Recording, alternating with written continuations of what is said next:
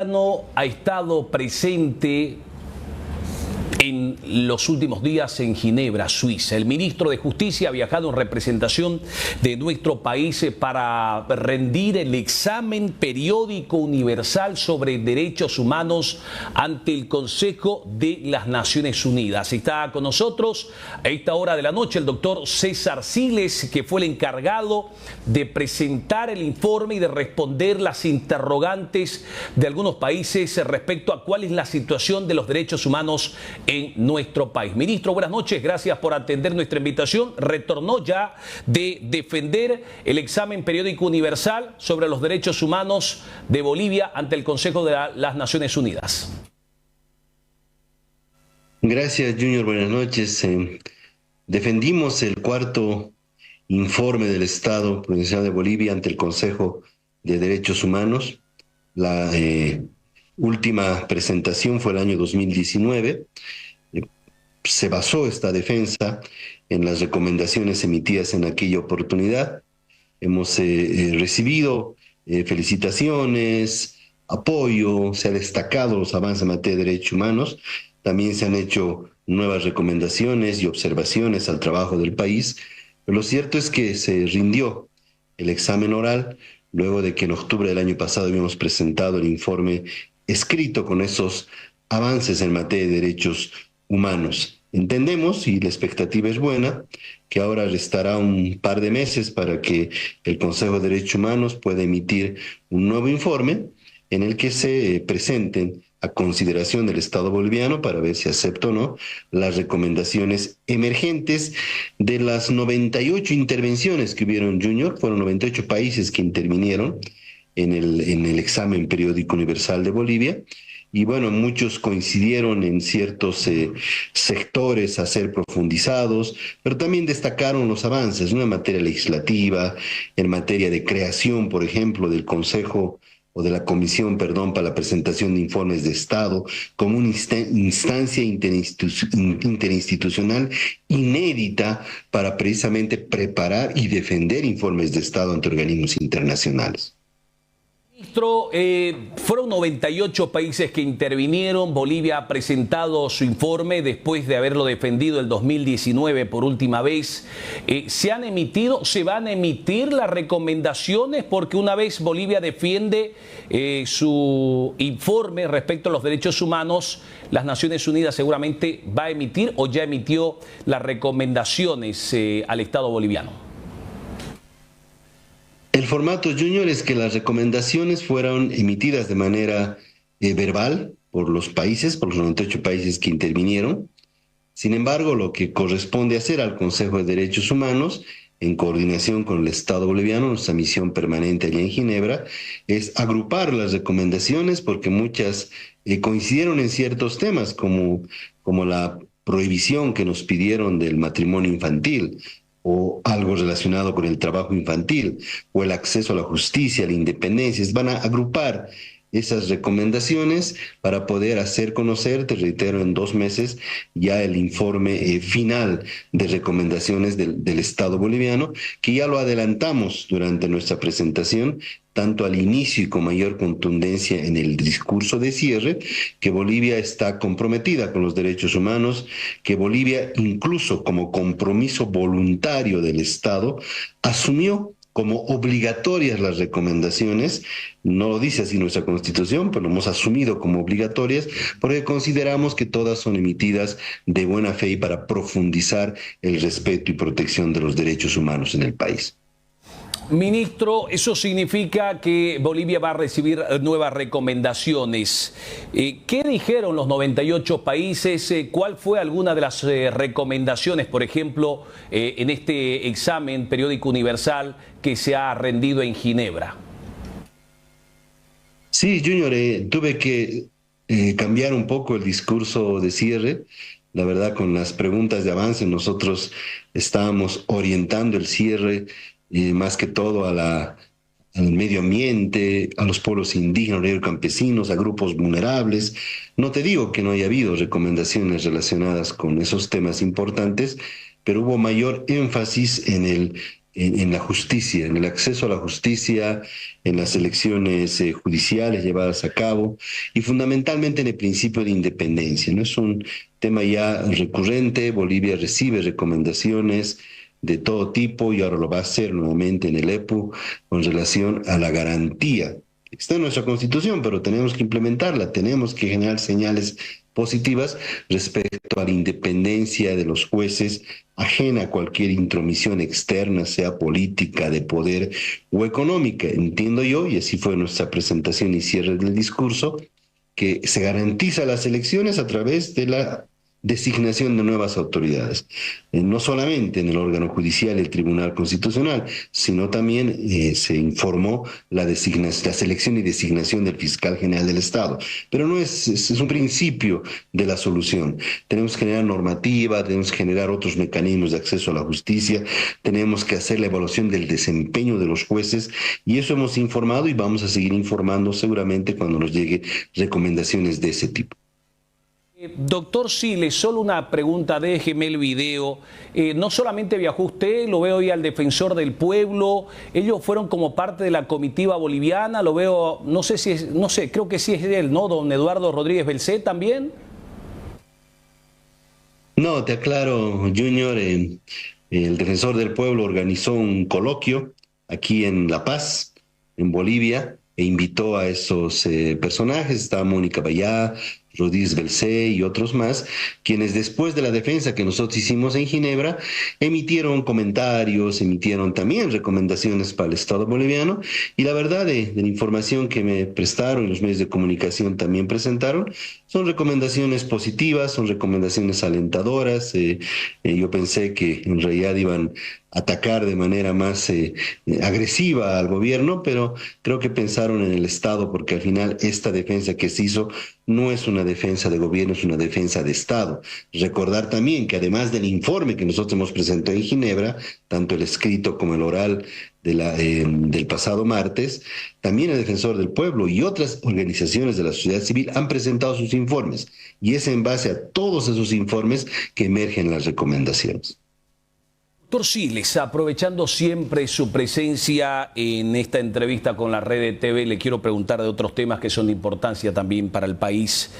El exministro de Justicia, su antecesor, don Iván Lima, salió la semana pasada, creo que usted estaba de viaje, y salió, muchos lo han tomado como si fuera una posición del gobierno nacional, ese exministro de Justicia. Pero él ha planteado, el presidente habló de un pacto social.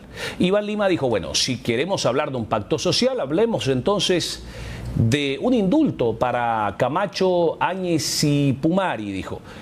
¿Es viable, no es viable? ¿Es la posición del gobierno? ¿Cómo ve las declaraciones de su antecesor, ministro? Primero, Junior, negamos enfáticamente que sea la posición del gobierno. El actual ministro de Justicia y Transparencia Institucional y el actual órgano ejecutivo, a la cabeza de presidente y vicepresidente, no tienen esa posición. Al contrario, yo he sido bastante crítico en esa posibilidad de un indulto amnistía con relación a lo que dice nuestra propia Constitución y la normativa vigente, ¿no? Hay ciertos delitos en los cuales no puede aplicar la amnistía e indulto. En el caso de genocidio, especialmente las masacres de Sacaba y de Sencata, y masacres no porque lo diga yo, porque así lo ha dicho el grupo interdisciplinario de expertos independientes, te inhabilitan un posible amnistía o indulto. Y lo mismo en casos de corrupción o en casos de terrorismo por los cuales están siendo perseguidas estas personas. Están en procesos abiertos, en todos los casos que acabas de mencionar, se está en juicio. Aguardamos con expectativa que en los próximos meses, en el primer semestre de este año, podamos tener sentencias. El que más está avanzando es el caso de Sencata, que ya están terminando la prueba documental, que es la más amplia. Aguardamos con expectativa, reitero, sentencias en todos los casos, y además no cualquier sentencia, sino la máxima sentencia que está pidiendo el Ministerio Público y las otras instituciones que somos querellantes o coadyuvantes en estos casos. Eso quiere decir, ministro, que no se podría, no aplica un indulto, por ejemplo, para este tipo de delitos, y por lo tanto es legalmente inviable, digamos, indultar a Camacho, Áñez y Pumari por los delitos por los cuales están siendo procesados. Sí, esa es la posición. Y recuerdo también a la opinión pública que en el caso específico de la señora Áñez ya existe una sentencia condenatoria, ejecutoriada, que incluso pasó el filtro del Tribunal Constitucional después de varios amparos que presentó, y eso es una razón más procesal que impide cualquier amnistía o indulto, más aún cuando ya la señora Áñez, en ese caso, golpe de Estado 2, ya está cumpliendo su condena. Ministro, esto le hace pero mucho daño al gobierno, porque las declaraciones de Iván Lima, y usted dice Iván Lima no representa al gobierno, pero le hace mucho daño porque han salido unos y otros a decir que Lima está diciendo lo que el presidente Arce le ha querido decir, es decir, el exministro ya no representa la posición oficial del gobierno. No, al igual que el ex vocero Richter, lamentamos las declaraciones, son, entiendo yo, opiniones personales, pero no representan la posición del gobierno y menos del presidente Arce. Ministro, en otro tema, se declaró rebelde a Evo Morales, no se presentó a su audiencia, el juez lo declaró rebelde, declaró orden de aprehensión, congelamiento de sus cuentas, arraigo, anotación preventiva de sus bienes. ¿Cómo ve usted el hecho de que se haya acudido ante un juez de San Ignacio de Velasco, es decir, desde el sur del país, desde Tarija, Evo Morales trata de sorprender a la justicia y presenta una acción de libertad en la Chiquitanía, en el departamento de Santa Cruz, para anular su rebeldía? Más bien que los jueces declinaron competencia y han remitido el caso a una sala constitucional de Tarija. ¿Cómo ve todo lo que está sucediendo? Un Evo Morales que se resista a responder por los delitos que se le acusan. Sobre la declinatoria de del juez que corresponde en derecho, el caso se está ventilando en Tarija. Es más, está ya con cierto avance, está en etapa preparatoria de investigación. No correspondía bajo ninguna circunstancia que asume competencia un juez de otro lugar. Ha actuado correctamente, sin embargo es realmente preocupante que el señor Evo Morales y su defensa busque algún juez o algún tribunal a lo largo y ancho del país que quizás pueda acatar o dar curso a sus solicitudes. Esperemos que eso no pase. Estamos en un Estado constitucional de derecho y ahí voy a la segunda parte. En un Estado constitucional de derecho, las personas que son acusadas por graves delitos, en este caso estamos hablando de trata de personas, deben comparecer, deben presentarse, y cuando son declaradas rebeldes, como en este caso, pues están sujetas a las consecuencias de la rebeldía, no solamente el mandamiento de aprehensión, sino todas las consecuencias que reconoce el procedimiento penal. Si quiere estar a derecho, Evo Morales debe purgar rebeldía y presentarse y asumir defensa en el estado en el que se encuentra la causa. Usted dice, si quiere estar a derecho, que purgue su rebeldía y se presente, pero ¿cómo ve que se quiere purgar la rebeldía? Pero Evo insiste en que este es un proceso político y dijo en el último programa del domingo, en Causachuncoca, dijo, ni que fuera pues tonto para ir a entregarme a que me detengan. Es decir, por lo visto Evo Morales no tiene, digamos, la intención de responder por los delitos que se acusan en su contra. Bajo ningún punto de vista, en ningún país del mundo, el delito de trata es un delito de carácter político, ¿no? Tampoco el delito de violación u otros delitos de carácter sexual. En cuanto a la posición que adopta, que es una posición política, no jurídica, él sabe como expresidente, como ex servidor público por tantos años, las consecuencias de su decisión que está tomando, ¿no? El proceso va a continuar en etapa preparatoria. Después de que transcurran los plazos y las investigaciones concluyan, se va a emitir una acusación y luego de la acusación pues se iniciará un juicio oral público y contradictorio, instancia en la cual, si es que comparece, tiene que igual presentarse o purgar rebeldía, se declaró rebelde, y asumir defensa en el estado en el que se encuentre la causa. ¿Preocupa, ministro, el hecho de que el evismo trate de buscar algún juez que de repente fue designado en su gestión y trate de buscar nuevamente echar a la borda todo aquello que se viene haciendo respecto a la investigación que se ventila en Tarija por este caso de trata y tráfico de personas, que tiene que ver con un hecho de que Evo Morales haya embarazado a una niña de 15 años cuando era dignatario de Estado, ¿no? Sin duda, Junior, que preocupa.